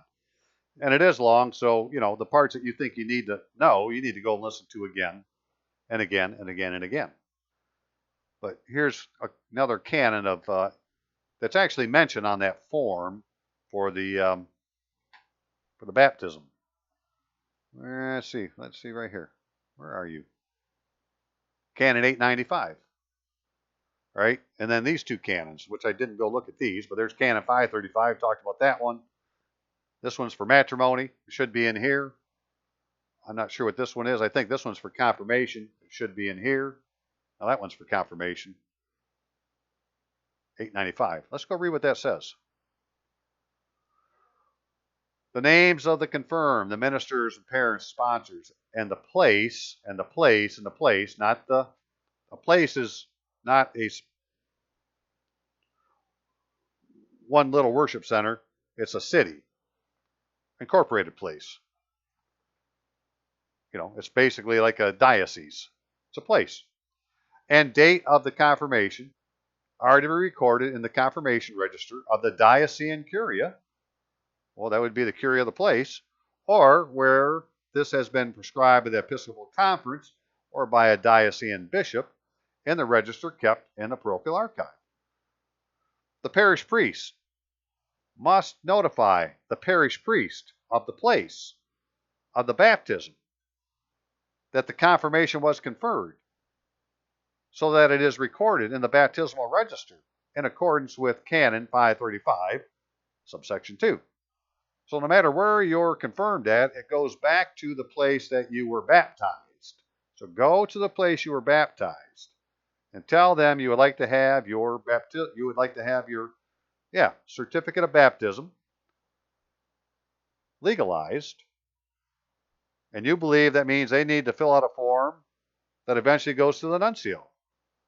And see if you can get them to agree to you. Because I don't think Roe had a problem too much. She just said, I think that the lady may have said one thing to hesitate. And Roe said everybody has a right to have their baptismal record legalized. And that pretty much stopped the conversation. They said, boom. And 2 days later, they emailed and said, tell Robert that we've sent his certificate to the nuncio. It's already been done. Or it's already in the doings. But this parish priest must notify the parish priest of the place. The parish priest of the place is the provost. And the parish priest is like the rector of the local, like it would be called a rector, of the local place where you were actually baptized. And if you go to a thing called newadvent.com or .org, they have a way to get onto the Catholic Encyclopedia and put in parish priest and read about it, or put in provost and read about it. And this is where provost came from. Anciently, every chapter had an archpriest and an archdeacon. The former, that would be the archpriest, officiated in the absence of the bishop. I'm going to say that's a vicar general. And had general, supervision of the choir, while the later was head of the chapter and administered his temporal affairs. That would be the archdeacon. Later, the archpriest was called a dean, and the archdeacon a provost.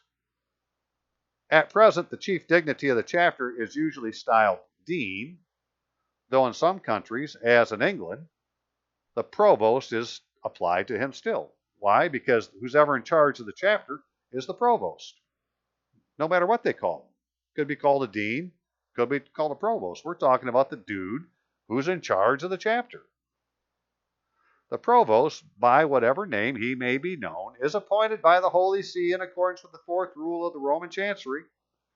It is his duty, to see that all capitulator statutes are observed. To be authentic, all acts of the chapter, in addition to the seal of the chapter, require his signature.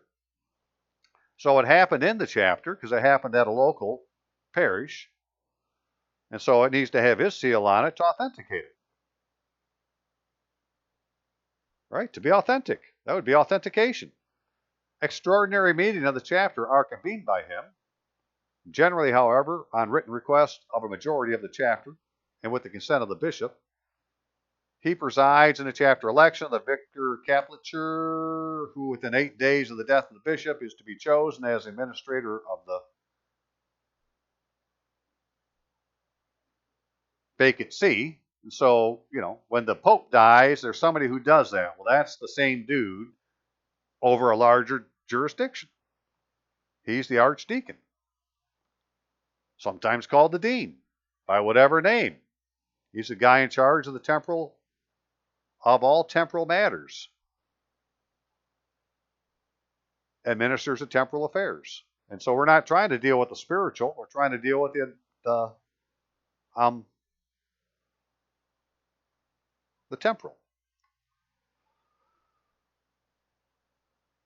While he takes precedence over all, even the vicar capitulature, he must be present, however, personally not being allowed a substitute. Only he can do it. When the bishop pontificates, the provost is assistant priest. It is his office to administer viaticum to the bishop and to conduct the bishop's. I'm sorry, I don't know what those are. I probably should. I have to go look them up someday. Okay, that's what's going on, right? We're going after the state. Actually, we're going to the state, say, hey, we want to be taxpayers. And we're going to the church and saying, hey, I want to be in the apostolic see. Because you know why? Because we're the lay apostles. We're not of the world. We're in the world, spreading the good news. Right? So I want the protection of Rome when I go spread the good news. Okay, you all have a great day, and hope I did good on this. I hope I talked slow enough. Hope you're listening, Pope Francis. Thank you very much. Amen.